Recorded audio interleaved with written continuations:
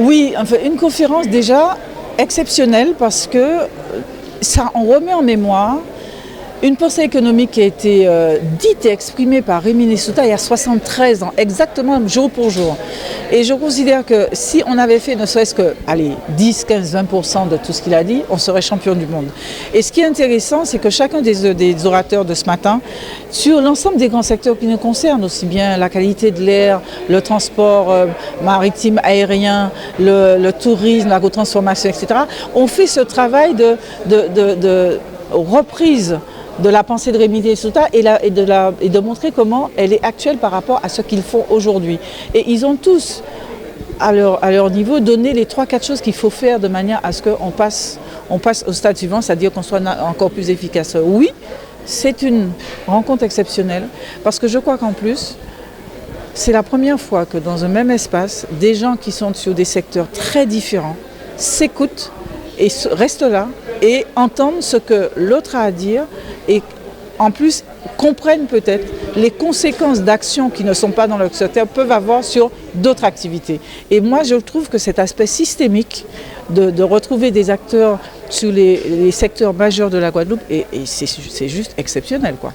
En fait, on a une ambition très concrète en faisant ça, aussi bien le maire de Saint-Claude, le comité commémoratif et nous-mêmes interentreprises, c'est qu'on veut nourrir le discours des hommes politiques. C'est vraiment le secteur privé qui s'exprime et dit, écoutez messieurs, sur les secteurs stratégiques de la Guadeloupe, voilà où on en sommes et voilà comment on peut faire mieux.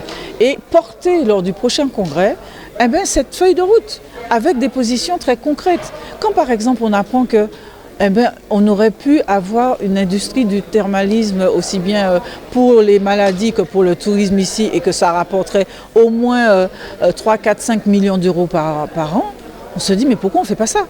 Il faut y aller, ce n'est pas une option, ça devient une obligation vu que nous sommes arrivés à montrer que les choses sont possibles. Quand on vient de l'entendre, que 100% des gens sont très satisfaits de leur venue en Guadeloupe, ça veut dire qu'il y a un potentiel qui est là et que si nous nous montrons offensifs, nous pouvons encore faire mieux. Donc on arrête de parler. Écoutez, en fait c'est vraiment ce qu'on souhaite, que le secteur privé soit écouté et que, le politique le prenne,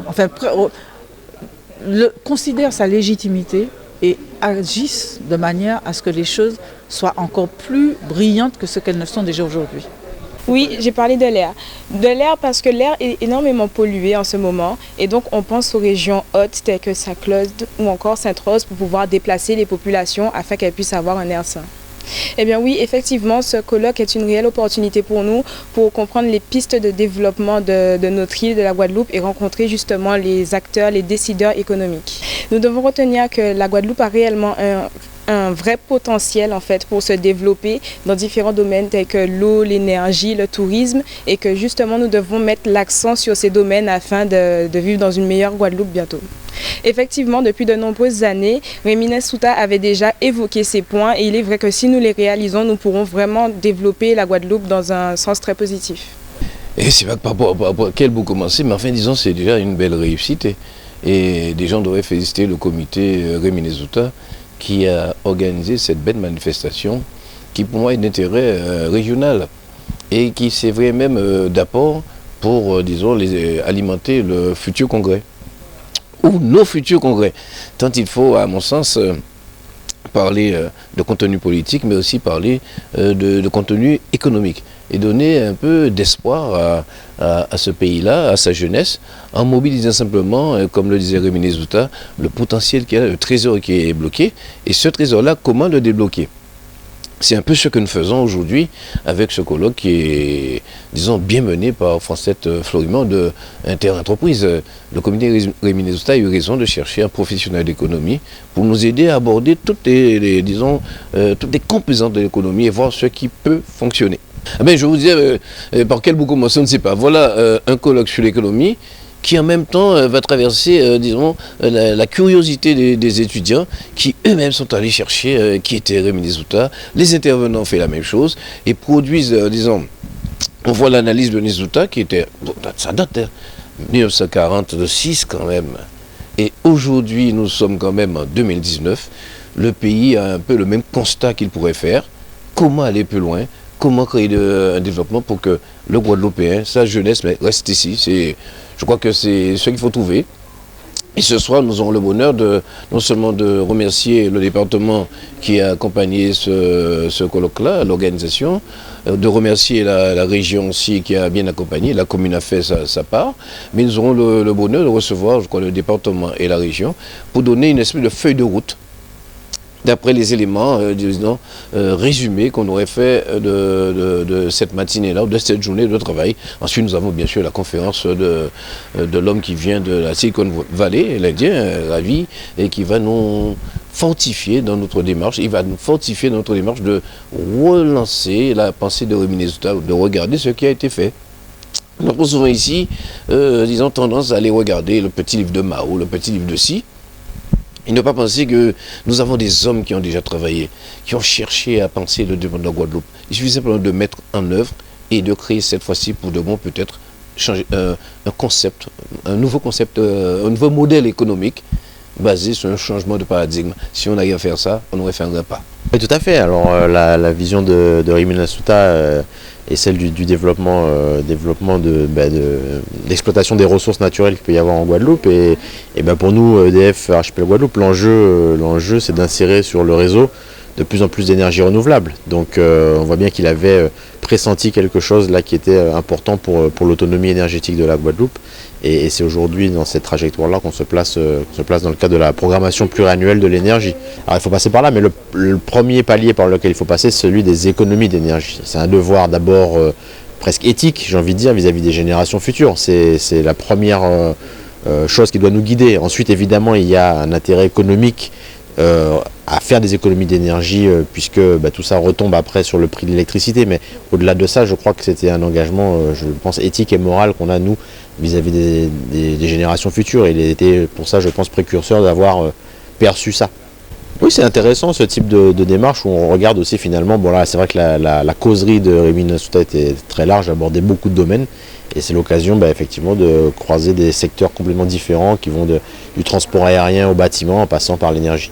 Oui, je pense que c'était un visionnaire et qui a, sur la thématique de l'eau sur laquelle je suis intervenu, avait une bonne perception de ce qu'on pourrait faire et notamment d'avoir une structure unique qui gère les problématiques de l'eau et de l'assainissement, mais on y travaille d'arrache-pied avec le concours de l'État, de la région et du département, avec la conférence territoriale de l'action publique.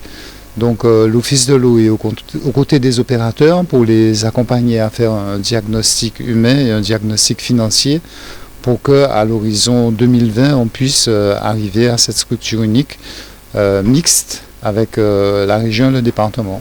On est un contributeur de la réflexion de la CTAP et donc on fait tout ce qu'il faut pour que on travaille en toute transparence, qu'on ait toutes les données disponibles à la fois sur les ressources humaines et sur les finances pour essayer de bâtir un référentiel commun qui permette à cette structure de remplir pleinement ses missions.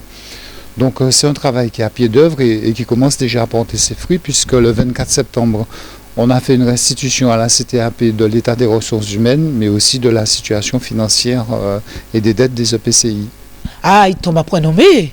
Et surtout, nous sommes très très contents, nous, comité Rémi Nesouta, d'être aujourd'hui, vendredi 18 octobre 2019, en train de parler, d'échanger sur une conférence qu'avait donnée Rémi Nesouta le vendredi 18 octobre 1946, intitulée « Nos trésors loqués ».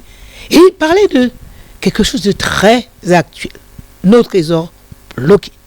Jusqu'à maintenant, nous nous rendons compte que ce qu'il disait, 73 ans plutôt, est encore réel.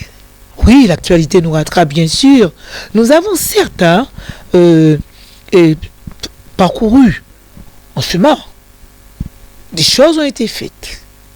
Mais nous avons aussi peut-être à nous inspirer un peu plus, encore et encore, de nos aînés qui nous ont laissé, qui nous ont légué un patrimoine. Et l'ambition du comité Rémi Nesouta, c'est de travailler ce patrimoine, de faire en sorte que ces idées-là ressortent pour le mieux-être de la Guadeloupe et des Guadeloupéens. Oui, parce que Réminé Souta a été oublié, il faut le dire. Il a été oublié, c'était un homme dans une grande simplicité. Il écrivait en mots simples et il parlait en mots simples. C'était un homme de toute humilité. Et sortir les personnes humbles de l'oubli n'est pas toujours facile. Et nous nous y attelons. Et effectivement, la ville de Saint-Claude où Réminé Souta a été maire pendant 20 ans ne peut pas l'oublier.